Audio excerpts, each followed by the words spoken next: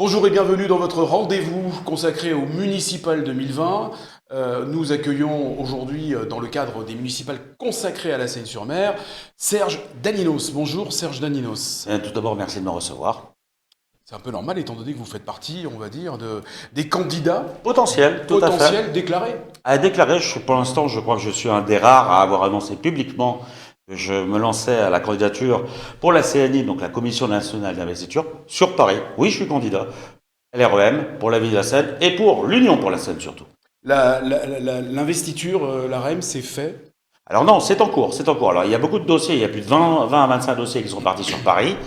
Apparemment, peu de dossiers sont retenus, je ne sais pas lesquels. J'attends publiquement l'annonce des autres. Pour l'instant, moi je m'annonce comme le candidat à la candidature à la CNI et on verra bien qui gagnera. De toute façon, dans toute démocratie, il faut que les candidats puissent s'annoncer. Ça fait partie de mon rôle, je m'annonce.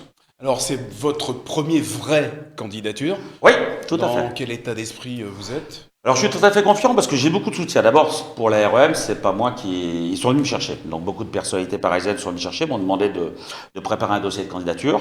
J'ai dans le Var beaucoup de soutien parce qu'on parle d'union. On va en parler dans les quelques jours. Vous allez avoir beaucoup d'annonces. On va en parler là tout à l'heure aussi. Qui vont être déroulées dans le temps. Il faut savoir que beaucoup de personnes se rendent derrière ma candidature. C'est des soutiens pour l'instant. C'était pas une liste. C'est des soutiens politiques qui se mettent derrière ma candidature. On a beaucoup de monde de ce côté-là. Et bien sûr, on a beaucoup de soutien, c'est moi aussi. Alors vous avez évoqué le mot, hein, cette union, c'est le mot qui plane Oui. à la Seine-sur-Mer. L'union est en marche. Voilà, l'union est en marche. Alors qui dans cette union? Alors pour l'instant, on ne peut pas révéler le nom, bien sûr, parce que vous allez avoir les surprises. Je ne peux pas les révéler aujourd'hui alors qu'elles vont être annoncées bientôt. Faites-nous confiance, laissez le temps au temps, mais tous les jours, vous allez avoir des nouvelles personnalités qui vont apparaître, de soutien d'abord à ma candidature et les soutiens à cette union. Bientôt, pour tous ceux qui veulent s'inscrire et pour avoir les informations, n'hésitez pas à regarder mon site. Inscrivez-vous et vous aurez au fur et à mesure les newsletters, toutes les newsletters qui vous permettent d'avoir toutes les informations disponibles. Serge Daninos, vous y croyez à cette union? Oui, oui, j'y crois. Si l'on ne fait pas l'union, on ne gagnera pas. Il faut savoir que, je l'ai dit dans une dernière interview, le maire de la Seine est un homme gentil. C'est pas condescendant quand je dis un homme gentil. Il faut savoir que c'est vrai, il est gentil, mais le résultat des élections, et le résultat, il a été élu pour 2 mandats, et les 2 mandats, le résultat, c'est qu'on n'a rien pour la ville de la Seine. On a régressé. Rappelez-vous d'Arthur Pecht. J'ai été élu avec lui. Le résultat, on a gagné la ville, on a rendu une ville propre, on a rendu une ville saine avec des budgets, avec la taxe foncière qui est rentrée. Et là, le résultat, on ne l'a plus. On va venir sur ce que vous proposez, hein, sur vos objectifs pour la Seine-sur-Mer. Je voudrais terminer avec cette union. Comment vous allez gérer les égos différents? Alors il faut savoir que de toute façon on fera des sondages, ne vous inquiétez pas. Une fois que chacun aura ses investitures, on fera des sondages. On va faire une union partant de la REM à les Républicains, au centre, à l'UDI et au nouveau centre. On doit rassembler parmi tout cela. On va lancer des sondages et celui qui sera au mieux de gagner sera, je l'espère que ce sera moi, le tête de file. De toute façon c'est mon but, gagner la ville de la Seine et avoir une équipe auprès de moi. Parce que les dossiers, si on veut se battre, il faut savoir que les meilleures étiquettes pour la suite des dossiers, c'est l'REM. Pourquoi? Parce que je serai opposant à Hubert Falco. Je pense qu'il gagnera toujours. J'espère pour Cécile qu'elle gagnera, mais je pense que pour l'instant, les sondages donnent quand même le maire de Toulon gagnant. Il faut se battre. Il faut se battre pour que le département et la région, et surtout la métropole, dont on est la deuxième ville de la métropole et du Var, on puisse gagner une ville et qu'on revienne à ce qui étaient les origines de la ville de la Seine. Je vous rappelle qu'à chaque fois qu'on a été unis, on a gagné. Arthur Pecht, Charles Caglia, le centre, on gagne. LREM rassemble le centre, le PS, le nouveau centre, la UDI, c'est ça derrière ma candidature. Et alors donc ces sondages, vous en êtes où dans l'organisation et comment ça va se passer en cas de, on va dire, de très peu de différence entre les candidats?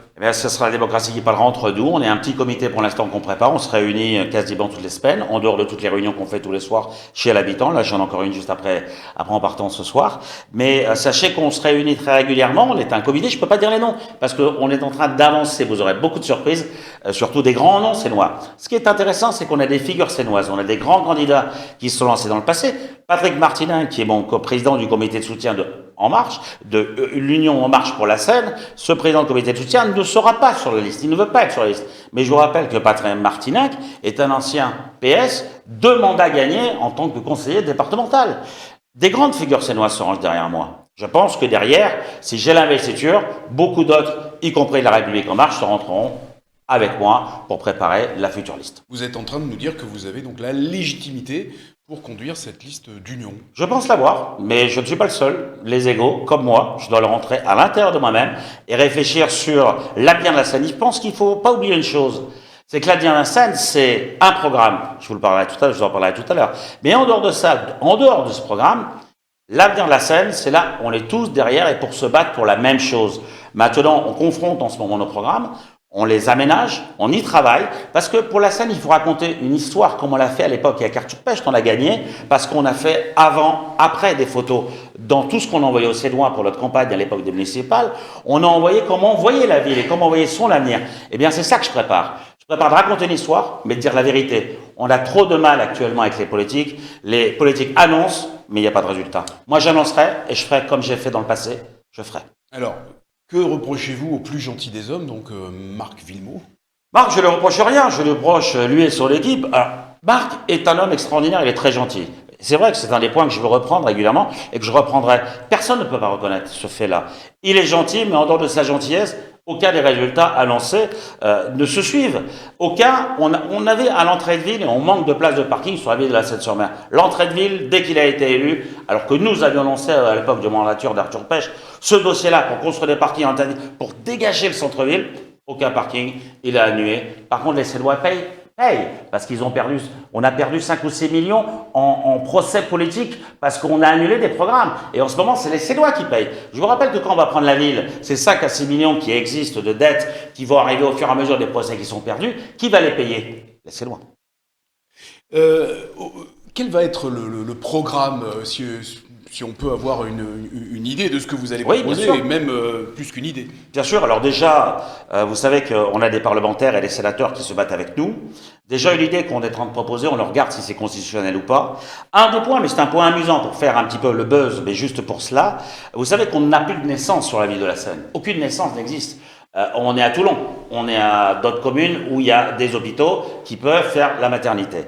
Moi, je vais proposer dans les aménagements, si c'est constitutionnel, on est en train d'y réfléchir, comme je dis, c'est juste pour faire le buzz, mais pour qu'au niveau national, chacun puisse retrouver son identité, qu'à la ville de la Seine, si on est à Toulon, on puisse avoir dessus, né à Toulon, mais habitant la Seine, et donc Sénois. Il faut revenir à nos identités. Ça, c'est un des points où les Sénois ont besoin de se dire qu'ils sont Sénois, même si on fait partie de la métropole, même si on fait partie de l'agglomération, même si on fait partie de notre commune, on est Sénois avant tout. Il faut se battre pour cette identité. Je me battrai aussi pour que les associations retrouvent des budgets. Je vous expliquerai bien sûr au fur et à mesure des interviews que vous me proposerez de faire et dans les débats politiques. Et vous m'en proposerez et je vous expliquerai comment on fera. J'ai des idées pour remonter et surtout pour faire baisser les impôts. Vous imaginez une chose, j'ai discuté il y a quelques jours dans les réunions chez l'habitant avec des agents immobiliers.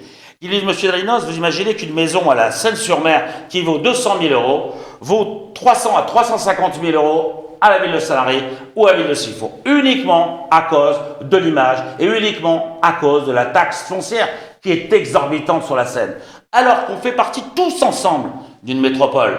Ben, il faut ajuster maintenant que la métropole prenne en charge les valeurs de la Seine et qu'on les fasse baisser. Bien sûr qu'on fera monter celles des autres, mais c'est ça la métropole. Si on s'unit, c'est pour être plus fort, c'est pas pour que ceux qui sont les plus endettés payent pour les autres, comme la ville de la Seine. Ne continuons pas là-dessus, et je me battrai, si je suis maire, je me battrai pour que Hubert Falco l'accepte. Alors, l'image, c'est justement le point noir, on va dire, de la Seine-sur-Mer. Totalement. Comment vous allez vous y prendre? Parce que là, il faudra du temps pour changer cette Alors, image. je dites-vous bien que j'y travaille, parce que si je reprends les mêmes procédés que nous avions mis en place avec Arthur Pech, dont j'étais de sa mandature.